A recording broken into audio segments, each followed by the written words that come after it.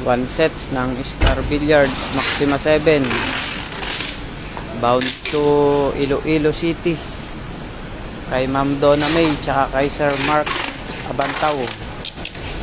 Ayan na sir, yung isang set ng Maxima 7 no.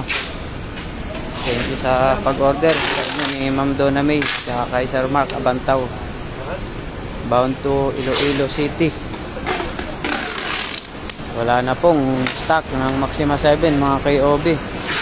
Ubos na naman, ubos kagad.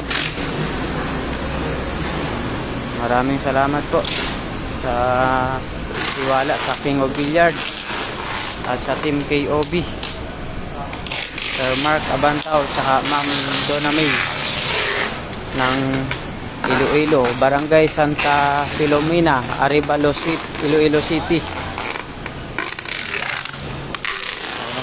Ma'am, yung Maxima 7 nyo po nandito na po, pinaprocess na po sa Togo. Shout out kay Boss Patrick Tumambing. Magandang umaga po mga KOB. Dito kami ngayon sa shipping sa Togo Port. Shipping po kami, shipment ng isang set ng Star Billiards Maxima 7 kay Sir Mark Abantaw papuntang Santa Filomena, Arevalo, Iloilo City. Maraming salamat po mga KOB sa tiwala sa King of Billiards at sa Team KOB. Ayun na po sir, ang inyong Maxima 7 Star Billiards Maxima 7.